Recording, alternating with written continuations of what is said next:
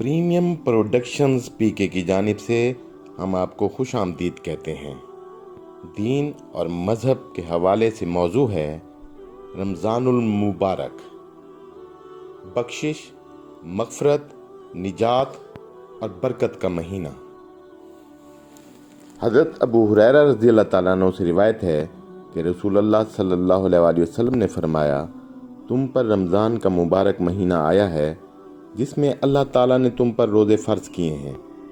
इसमें आसमान यानी जन्नत के दरवाज़े खोल दिए जाते हैं और सरकश शयातीन बांध दिए जाते हैं। इसमें अल्लाह की तरफ से एक ऐसी रात है जो 1000 महीनों से ज़्यादा बेहतर है। जो इस रात की भलाई से महरूम रहा वो बस महरूम ही रह गया।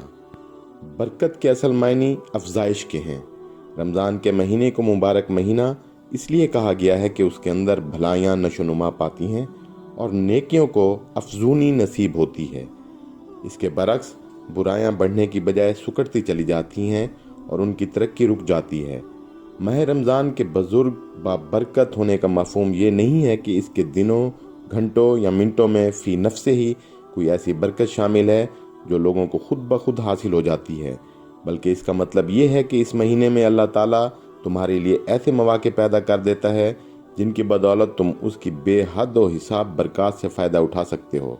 इस महीने में एक आदमी अल्लाह ताला की जितनी ज़्यादा इबादत करेगा और नेकियों के जितने ज़्यादा काम करेगा वो सब इसके लिए ज़्यादा से ज़्यादा रूहानी तरक्की का वसीला बनेंगे। इस बाइस महीने के बुजुर्ग और बाबरकत होने का मतलब दर हकीकत ये है कि इसके अंदर तुम्हारे लिए बरकतें समेटने के बेशुमार मौके फराम कर दिए गए हैं। हज़रत अब्दुल्ला बिन अब्बास रज़ियल्लाहु ताला अन्हु बयान करते हैं कि रसूल अल्लाह सल्लल्लाहु अलैहि वसल्लम का तरीका ये था कि जब रमज़ान आता था तो आप सल्लल्लाहु अलैहि वसल्लम हर असीर को रिहा कर देते थे और हर साइल को कुछ न कुछ देते थे। रसूलुल्लाह सल्लल्लाहु अलैहि वसल्लम की शफ़क़त, रहमदिली, नरमी, अता, बख्शिश और फ़यादी का जो हाल आम दिनों में था वो तो था ही कि ये चीज़ें आप सल्लल्लाहु अलैहि वसल्लम के इखलाक़ करीमाना का हिस्सा थीं, लेकिन रमज़ानुल मुबारक में ख़ास तौर पर इनमें इजाफ़ा हो जाता था। उस ज़माने में चूँकि आप सल्लल्लाहु अलैहि वसल्लम मामूल में कहीं ज़्यादा गहराई से अल्लाह ताला की तरफ मुतवज्जह होते और अल्लाह के साथ आप सल्लल्लाहु अलैहि वसल्लम की मोहब्बत में शिद्दत आ जाती थी, इसलिए आप सल्लल्लाहु अलैहि वसल्लम की नेकियां भी आम दिनों की बनिस्बत कहीं ज़्यादा बढ़ जाती थीं। जैसा कि खुद हजूर सल्लल्लाहु अलैहि वसल्लम के इरशाद है कि आम दिनों में फ़र्ज़ अदा करने का जो सवाब मिलता है वो रमज़ान में नफल अदा करने पर मिलता है। इसलिए आप सल्लल्लाहु अलैहि वसल्लम रमज़ान के ज़माने में बहुत कसरत से नेकियां करते थे। यहाँ हजूर सल्लल्लाहु अलैहि वसल्लम के अमल में दो चीज़ें मिसाल के तौर पर बयान की गई हैं, असीरों को रिहा करना और मांगने वालों को देना। हज़रत अब्दुल्ला बिन उमर रज़ियल्लाहु ताला अन्हु से रिवायत है कि रसूलुल्लाह ने फरमाया, रोज़ा और कुरान बंदे की शिफात करते हैं। रोज़ा कहता है कि ऐ रब, मैंने इसको दिन भर खाने पीने और शहवात से रोके रखा, तू मेरी सिफारिश इसके हक़ में कबूल फरमा। और कुरान कहता है कि ऐ रब, मैंने उसे रात को सोने से रोके रखा, तू इसके हक़ में मेरी सिफारिश कबूल फरमा, बस दोनों की शिफात कबूल फरमा ली जाएगी। इसका ये मतलब नहीं है कि रोज़ा और कुरान कोई जानदार हैं जो खड़े होकर ये बात कहते हैं, बल्कि इससे मुराद ये है कि एक रोज़ेदार का रोज़ा रखना और कुरान पढ़ने वाले का कुरान पढ़ना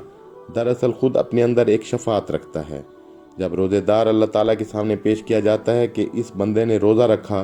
तो उस पेशी के साथ साथ रोज़े की ये शफात भी मौजूद होती है कि ये बंदा आपकी खातिर दिन भर भूखा प्यासा रहा,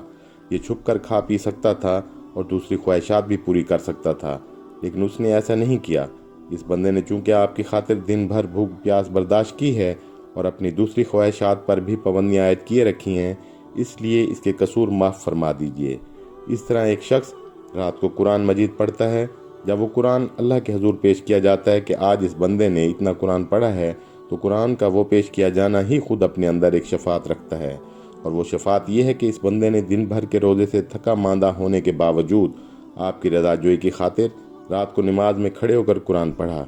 इसलिए इसके गुनाह माफ़ कर दिए जाएँ। नबी करीम सल्लल्लाहु अलैहि वसल्लम ने फरमाया, और ये वो महीना है जिसके आगाज़ में रहमत है, वस्त में मग़फ़रत है और आखिर में दोज़ख से रिहाई है। गोया इधर इस मुबारक महीने की आमद पर आप रोज़ा रखना शुरू करते हैं, उधर अल्लाह की रहमत आप पर साया फिगन हो जाती है। फिर रमज़ान के वस्त तक पहुँचते पहुँचते اللہ تعالیٰ آپ کے قصوروں سے درگزر فرما لیتا ہے اور آپ کی مغفرت ہو جاتی ہے۔ اس طرح جب آپ رمضان کے آخر تک پہنچتے ہیں تو ادھر آپ آخری روزہ رکھتے ہیں، ادھر آپ کو دوزخ کے خطرے سے آزادی حاصل ہو جاتی ہے۔ حضرت مسلم کرشی رضی اللہ تعالیٰ عنہ سے روایت ہے کہ میں نے یا کسی اور شخص نے رسول اللہ صلی اللہ علیہ وسلم سے صوم دہر یعنی ہمیشہ روزہ رکھنے کے متعلق سوال کیا کہ اس کا کیا حکم ہے۔ اس کے جواب میں آپ صلی اللہ علیہ وسلم نے فرمایا، تمہارے بال بچوں کا بھی تم پر حق ہے، رمضان کے روزے رکھو، اس سے ملحقہ مہینے یعنی شوال کے 6 دنوں کے روزے رکھو، اور پھر ہر بدھ اور جمعرات کو بھی روزہ رکھ لیا کرو، اس طرح گویا تم ہمیشہ روزہ رکھنے والے شمار ہوگے۔ معلوم ایسا ہوتا ہے کہ قدیم زمانے میں چونکہ رہبانیت کا بہت زور تھا، اس لیے اہل مذاہب میں راہب، سنیاسی اور جوگی وغیرہ قسم کے لوگ صوم دہر کو بڑی فضیلت اور اہمیت دیتے تھے اور یہ سمجھتے تھے کہ نیک آدمی وہ ہے جو صائم الدہر ہو، یعنی وجہ ہے کہ حضور سے صوم دہر کے متعلق بکثرت پوچھا گیا ہے اور آپ نے لوگوں کو بکثرت اس کے متعلق احکام بتائے ہیں۔ پیش نظر حدیث کے مطابق جب آپ سے اس کے متعلق پوچھا گیا تو آپ نے پوچھنے والے سے فرمایا کہ تمہارے بال بچوں کا بھی تم پر حق ہے، یعنی جو شخص صوم دہر ہو وہ بال بچوں کے حقوق ادا نہیں کر سکتا۔ اس سے پہلے ایک حدیث میں تفصیل سے یہ بتایا جا چکا ہے کہ تمہارے نفس کا تم پر حق ہے، تمہاری آنکھوں کا اور تمہارے پاس ملاقات کے لیے آنے والوں کا تم پر حق ہے، اور صوم دہر کے ساتھ یہ حقوق تم خوش اسلوبی سے ادا نہیں کر سکتے۔ اس طرح گویا حضور صلی اللہ علیہ وسلم نے عبادات کے سلسلے میں انتہا پسندی کا راستہ بند فرما دیا اور ہر ایسے شخص کے لیے جو فرائض سے زائد عبادت کرنا چاہتا ہے ایک اعتدال کا طریقہ مقرر فرما دیا۔ ایک مقام پر حضور صلی اللہ علیہ وسلم نے یہ ارشاد فرمایا، رمضان کی آخری رات میں میری امت کی مغفرت ہو جاتی ہے۔ امت کی مغفرت ہو جانے کا یہ مطلب نہیں ان لوگوں کی بھی مغفرت ہو جاتی ہے جو نہ روزے رکھیں اور نہ دوسرے احکام کی پیروی کریں، بلکہ یہ مغفرت امت کے ان لوگوں کی ہوتی ہے جو روزے رکھتے ہیں اور احکام خداوندی کی پیروی کرتے ہیں۔ اس زمانے میں یہ بات قابل تصور ہی نہ تھی کہ کوئی شخص رسول اللہ صلی اللہ علیہ وسلم کی امت میں بھی ہو اور پھر روزہ نہ رکھے۔ اس وقت پوری کی پوری امت روزہ رکھتی تھی، رمضان کا سارا زمانہ خدا کی عبادت میں گزارتی تھی، ہر طرح کی برائیوں سے بچتی تھی اور عام دنوں سے بڑھ کر نیکیاں کرتی تھی۔